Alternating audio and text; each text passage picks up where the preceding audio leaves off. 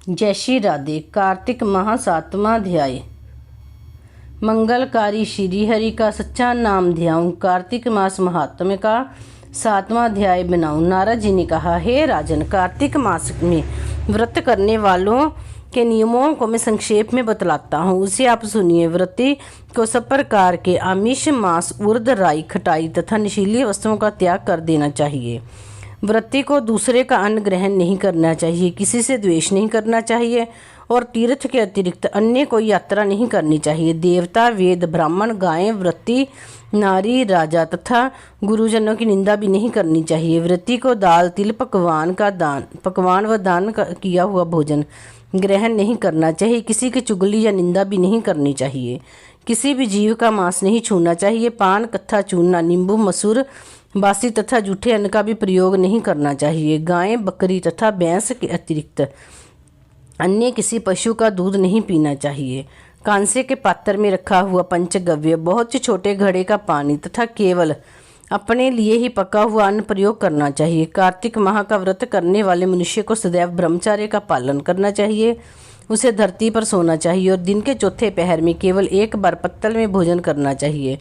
व्रती कार्तिक माह में केवल नरक चतुर्दशी, जिसे छोटी दिवाली भी कहा जाता है, के दिन ही शरीर में तेल लगा सकता है। कार्तिक माह में व्रत करने वाले मनुष्य को सिंघाड़ा, प्याज, मट्ठा, गाजर, मूली, काशीफल, लौकी, तरबूज, इन वस्तुओं का प्रयोग बिल्कुल नहीं करना चाहिए। रजस्वला, चांडाल, पापी, मलेश, पतित, व्रतहीन, ब्राह्मणद्रोही और नास्तिकों से बातचीत नहीं करनी चाहिए।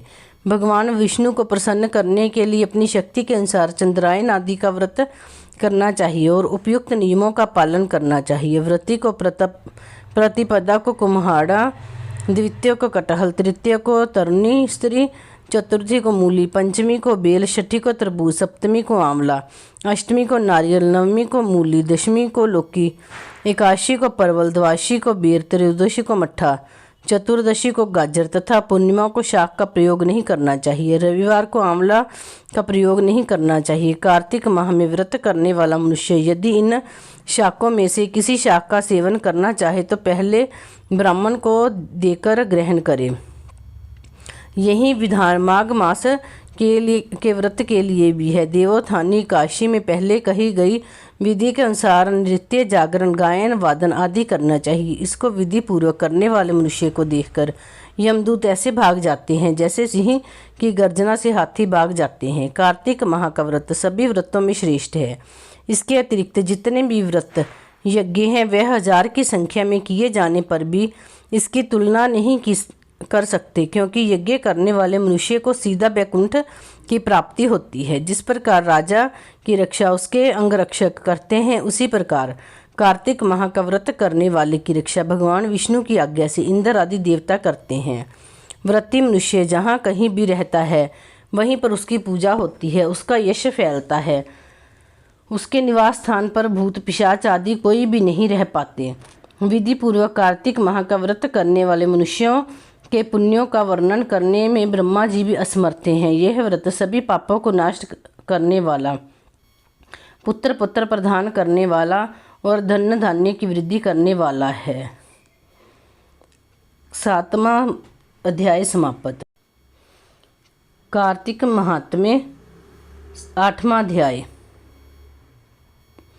नारद जी बोले, अब मैं कार्तिक व्रत के उद्यापन का वर्णन करता हूँ, जो सब पापों का नाश करने वाला है। व्रत का पालन करने वाला मनुष्य कार्तिक शुक्ला चतुर्दशी को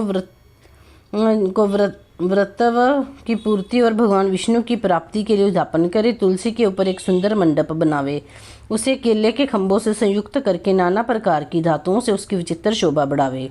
मंडप के चारों ओर दीपकों की श्रेणी सुंदर ढंग से सजाकर रखे। उस मंडप में सुंदर बंधनवारों से सुशोभित 4 दरवाजे बनावे और उन्हें फूलों से तथा चंवर से सुसज्जित करे। द्वारों पर पृथक पृथक मिट्टी के द्वारपाल बनाकर उनकी पूजा करे। उनके नाम इस प्रकार हैं: जय, विजय, चंड, प्रचंड, नंद, सुनंद, कुमुद और कुमदाक्ष। उन्हें चारों दरवाजों पर 2-2 के क्रम में स्थापित कर भक्ति पूर्वक पूजन करे। तुलसी की जड़ के समीप 4 रंगों से सुशोभित सर्वतो भद्र मंडल बनावे और उसके ऊपर पूर्ण पत्थर तथा पंचरत्न से संयुक्त कलश की स्थापना करे। कलश के ऊपर शंख चक्र गदाधारी भगवान विष्णु का पूजन करे। भक्ति पूर्वक उस तिथि में उपवास करे तथा रात्रि में गीत वाद कीर्तन आदि मंगलमय आयोजनों के साथ जागरण करे। जो भगवान विष्णु के लिए जागरण करते समय भक्ति पूर्वक भगवत संबंधी पदों का गान करते हैं, वे सैकड़ों जन्मों की पाप राशि से मुक्त हो जाते हैं। जो मनुष्य भगवान के निमित्त जागरण करके रात्रि भर भगवान का कीर्तन करते हैं, उनको असंख्य गोदान का फल मिलता है। जो मनुष्य भगवान की मूर्ति के सामने नृत्य गान करते हैं, उनके अनेक जन्मों के एकत्रित पाप नष्ट हो जाते हैं। जो भगवान के सम्मुख बैठकर कीर्तन करते हैं और बंसी आदि बजाकर भगवत भक्तों को प्रसन्न करते हैं तथा भक्ति से रात्रि भर जागरण करते हैं, उन्हें करोड़ों तीर्थ करने का फल मिलता है। उसके बाद पूर्णमासी में एक स्पतनिक ब्राह्मण को निमंत्रित करें। प्रातःकाल स्नान और देव पूजन के करके वेदी पर अग्नि की स्थापना करे और भगवान की प्राप्ति के लिए तिल और खीर की आहुति दे। होम की शेष विधि पूरी करके भक्ति पूर्वक ब्राह्मणों का पूजन करे और उन्हें यथाशक्ति दक्षिणा दे। फिर उनसे इस प्रकार क्षमा प्रार्थना करे, अब सब लोगों की अनुकंपा से मुझ पर भगवान सदैव प्रसन्न रहें। इस व्रत को करने से मेरे 7 जन्मों के किए हुए पाप नष्ट हो जाएं और मेरी संतान चिरंजीवी हो। इस पूजा के द्वारा मेरी सभी मनोकामनाएं पूर्ण हो। मेरी मृत्यु के पश्चात मुझे अतिशय दुर्लभ विष्णु लोक की प्राप्ति हो। पूजा की समस्त वस्तुओं के साथ गायें भी गुरु को दान में दे। उसके पश्चात घर वालों और मित्रों के साथ स्वयं भोजन करे। भगवान द्वादशी तिथि को शयन से उठे, त्रयोदशी को देवताओं से मिले और चतुर्दशी को सबने उनका दर्शन एवं पूजन किया। इसीलिए इस उत्तम तिथि में भगवान की पूजा करनी चाहिए। गुरु की आज्ञा से भगवान विष्णु की स्वर्णमयी प्रतिमा का पूजन करें। इस पूर्णिमा को पुष्कर तीर्थ की यात्रा श्रेष्ठ मानी गई है। कार्तिक माह की इस विधि का पालन करना चाहिए। जिस प्रकार कार्तिक व्रत का पालन करते हैं वे धन्य और पूजनीय हैं, उन्हें उत्तम फल की प्राप्ति होती है।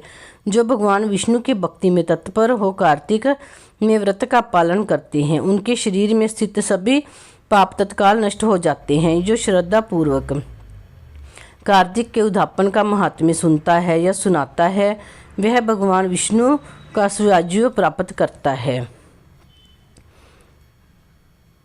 8वां अध्याय।